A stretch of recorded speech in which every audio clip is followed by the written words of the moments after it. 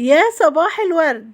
تعالى اقول لكم هنعمل ايه النهارده في الفراخ المسلوقه اللي كلنا زهقنا منها. هنطلع منها احلى وصفه الكل بيحبها جدا.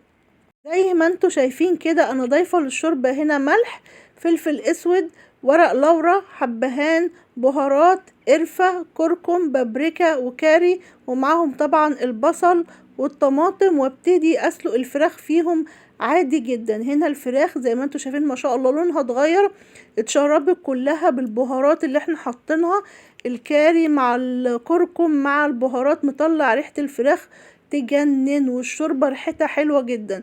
بعد ما بتستوي الفراخ معايا شايفين لونها جميل قوي ويفتح النفس كده، من غير ما لسه هنضيف لها بقى التكات اللي هتغير الفراخ المسلوقه معايا تماما، وهتخليها احلى فراخ بتشتريها من بره مقرمشه وبتبقي محتاره في وصفتها. هتعمليها النهارده بتكه في منتهى السهوله وهتطلع معاكي طعم تحفه.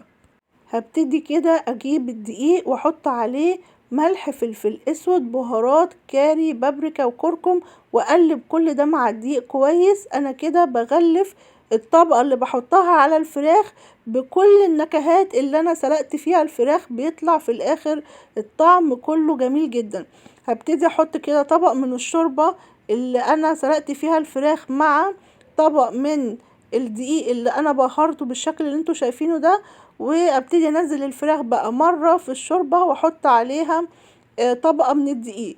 لو عايزة اكتفي بطبقة واحدة تمام مفيش مشكلة، لو عايزة اكتر الطبقة اللي بره وخليها مقرمشة اكتر بعمل الموضوع ده كذا مرة. بحط مرة في الدقيق وارجع تاني للشوربة وبحطه تاني للدقيق، ده بيخلي الطبقة اللي فوق متماسكة ومقرمشة معايا اكتر. انا بكتفي طبقتين بس، ده بيخلي ما شاء الله الطبقة معايا من بره مقرمشة ومتماسكة وجميلة جدا.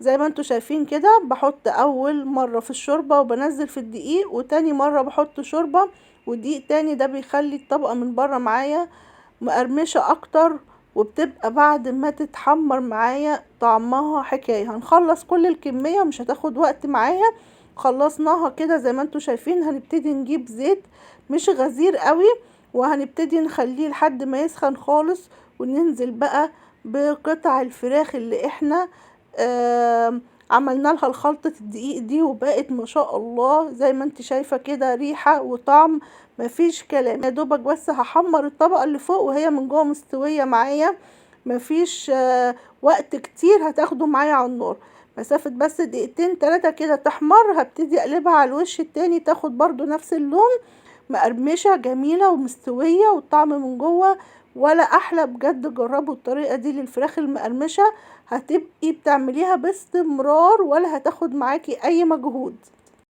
فراخ مقرمشة من غير ما تنقعي ولا تاخدي وقت طويل. يا رب النهاردة الوصفة تكون عجبتكم، ما ننساش نعمل لايك وشير واشتراك في القناة ومتابعة للصفحة علشان يوصل لكم مني كل جديد.